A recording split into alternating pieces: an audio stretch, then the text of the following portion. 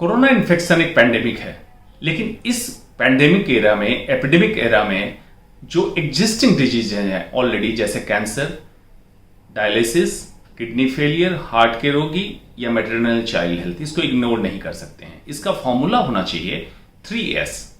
Segmentation, मतलब area wise सब जगह फैसिलिटी अवेलेबल कैसे कराई जाए, इस पे काम किया जाए।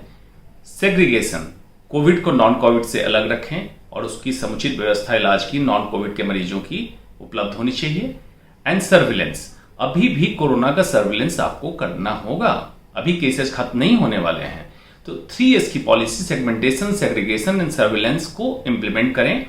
और एक दिन की बात नहीं है, लेकिन इस समय कोरोना पैंडेमिक एरा में देश की स्वास्थ्य व्यवस्था बिल्कुल उभर के आ चुकी है। हम कितने लचर हालत में हैं, इसको ठीक करने का बहुत सही मौका मिला है, इसको करना पड़ेगा। ये सच है कि कोरोना काल में, कोविड एरा में जो नॉन कोविड मरीज हैं, जैसे कैंसर के रोगी, किडनी फेलियर के रोगी और भी लंबी बीमारियों से जूझते हुए रोगी, उनके इलाज की समस्या पूरे देश में हुई है।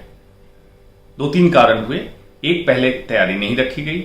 दूसरा, लॉकडाउन में लोग ट्रेवल नहीं कर पाए। और तीसरी बात, जब अनलॉक किया गया है तो कोरोना की साइकोसिस, डर कोरोना का इतना है कि लोग उस अस्पताल में अपना इलाज कराने नहीं जाना चाहते हैं जहां कोरोना के संक्रमित मरीज भी देखे जाते हैं या उनका इलाज किया जाता है। कोविड मैनेजमेंट पॉलिसी जो हमारे देश में, भारत में चल रही है, उसमें एडहॉकिज्म और इंपल्सिव डिसीजन ज्यादा है। कुछ लोग इसके लिए तर्क देते हैं कि नोवल कोरोना वायरस है। बिल्कुल सही है, नोवल कोरोना वायरस है, लेकिन चीन से चला हुआ वायरस ताइवान में इतनी जल्दी, जब उसका SARS-CoV-2 नाम भी नहीं दिया गया था, तो बहुत अच्छा मैनेज किया था। हमारे पास तो 4-5 महीने का बाकी कंट्री से एक्सपीरियंस भी मिला। लेकिन ये शॉर्ट टर्म पॉलिसी जो कोरोना मैनेजमेंट की चल रही है, इससे लॉन्ग टर्म हेल्थ इंपैक्ट बहुत बड़ा होने वाला है। जैसे क्रूड डेथ रेट अगर देखें तो कैंसर के रोगी, डायलिसिस पे जो मरीज थे, ऑर्गन ट्रांसप्लांट के रोगी, ऐसे रोगियों की हालत अति गंभीर होगी और मौतें ऐसे रोगियों की ज्यादा हो जाएगी बिना इलाज की वजह से। क्योंकि पूरे देश में अगर देखें तो बहुत सारे ऐसे राज्य हैं जिनमें कि इस तरह के इलाज की सुविधा उपलब्ध नहीं है, वो ट्रेवल नहीं कर पाए। और यहाँ पे जो मिक्सचर हो रहा है, सेग्रीगेशन नहीं किया गया है कोविड को नॉन कोविड से, ये दोनों मिलके एक बहुत बड़ा इंपैक्ट डालने वाला है। मेडिकल इमरजेंसी या किसी भी संक्रामक बीमारी के पैंडेमिक को डील करने के लिए अति महत्वपूर्ण है कि सिटीजन का टेम्पर साइंटिफिक हो। और हमारा संविधान भी आर्टिकल 51A सेक्शन H कहता है, citizen should have scientific temper.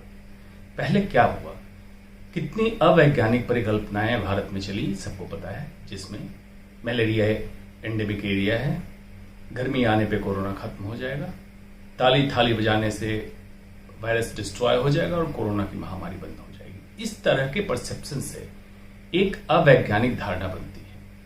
दूसरा क्या हुआ, लॉकडाउन जो हुआ, एडमिनिस्ट्रेटिव लॉकडाउन हुआ, मेडिकल लॉकडाउन नहीं हुआ। एडमिनिस्ट्रेटिव लॉकडाउन का मतलब लोगों ने समझ लिया कि लॉकडाउन का मतलब कोरोना का इलाज या ट्रीटमेंट हो गया। तो जब आपने अनलॉक किया तो लोग रोड पे उतर आए। इन सब के पीछे की वजह को आपको समझने की क्या जरूरत है। कोरोना पैंडेमिक को एक पॉलिटिकल वेपन की तरह इस्तेमाल किया गया। सभी लोग आंकड़े फर्ज करने में या अपने राज्य को दूसरे राज्य से नीचा या ऊंचा दिखाने में लगे रहे, या ब्यूरोक्रेटिक डिसीजन हर समय लिया गया। जो doctor ground reality, medical expert की तरह ग्राउंड पे काम कर रहे हैं, उनको लूप में नहीं लिया गया। और डिसीजन मेकिंग में, पॉलिसी मेकिंग में उनकी भागीदारी ना के बराबर रही। हर समय उनको दोषी ठहराया गया। ये सब मिली जुली ऐसी स्थिति इससे बेहतर स्थिति में हो सकते थे। कुछ लोगों का कहना है कि अमेरिका, रूस, इटली, स्पेन जैसे देश जो हमसे विकसित है मेडिकल में, उन्होंने कुछ नहीं कर पाया, तो कॉपी करने की जरूरत नहीं, नंबर 1। नंबर 2, आपके पास 5-6 महीने का अनुभव मिला था, उससे हम सीख सकते थे। और नंबर 3, उन्होंने जो कर लिया वो भी तो हम करने के काबिल नहीं हैं। तो हमारे लिए रोकना ही जरूरी था। इसके संक्रमण की संख्या को कम करना ही एकमात्र रास्ता था, क्योंकि हमारे पास इतनी व्यवस्था नहीं है।